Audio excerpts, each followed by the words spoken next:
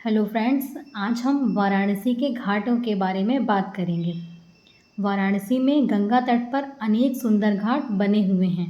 ये सभी घाट किसी न किसी पौराणिक या धार्मिक कथा से संबंधित हैं। सभी घाटों के पूर्व की तरफ मुख होने के कारण सूर्योदय के समय घाटों पर सूर्य की पहली किरण दस्तक देती है। वाराणसी शहर में कुल 84 घाट हैं।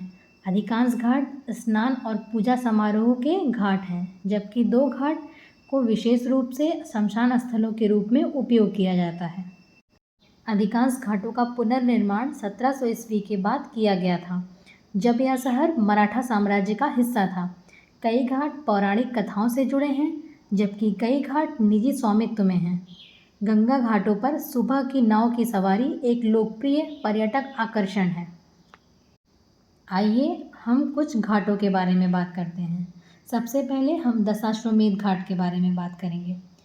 दशाश्वमेध घाट धार्मिक, सांस्कृतिक और ऐतिहासिक मान्यताओं के कारण इसकी गिनती काशी के प्रसिद्ध घाटों में होती है। इसका प्राचीन नाम रुद्रशर था। माना जाता है कि ब्रह्मा जी ने भगवान शिव का स्वागत करने के लिए इसे बनाया था, और ये भी कहा जाता है कि ब्रह्मा जी यहाँ 10 अश्वमेध यज्ञ करे थे, इसलिए इसका नाम दशाश्वमेध पड़ा। इस घाट की गंगा आरती बहुत प्रसिद्ध है, जो प्रतिदिन शाम को होती है। यहाँ भगवान शिव, गंगा, सूर्य, अग्नि और पूरे ब्रह्मांड के लिए आरती की जाती है। अब हम हरिश्चंद्र घाट के बारे में बात करते हैं। ये घाट वाराणसी के सबसे पुराने घाटों में से एक है। इस घाट का नाम राजा हरिश्चंद्र के नाम पर पड़ा है, जिन्होंने कभी सत्य और दान की दृढ़ता के लिए यहाँ शमशान घाट पर काम किया था। हम मणिकर्णिका घाट के बारे में बात कर लेते हैं। मणिकर्णिका घाट के विषय में कहा जाता है कि सती के जलते हुए शरीर को भगवान शिव जब हिमालय लेकर जा रहे थे, तब सती के शरीर के हिस्से पृथ्वी पर गिरने लगे।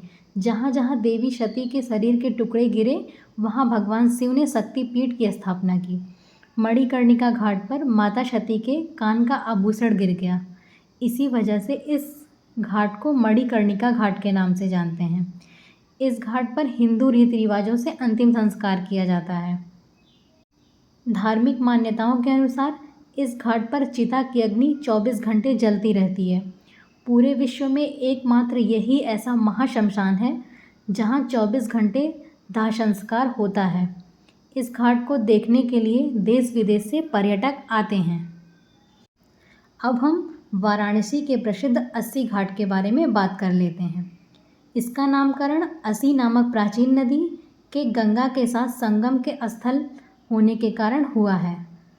पौराणिक कथा है कि युद्ध में विजय प्राप्त करने के बाद माता दुर्गा ने दुर्गा कुंड के तट पर विश्राम किया था और यहीं पर अपनी अस्सी यानी कि तलवार छोड़ दी थी, जिसके गिरने से अस्सी नदी उत्पन्न हुई थी। यहाँ पर्यटक सायंकाल गंगा आरती का आनंद लेते हैं।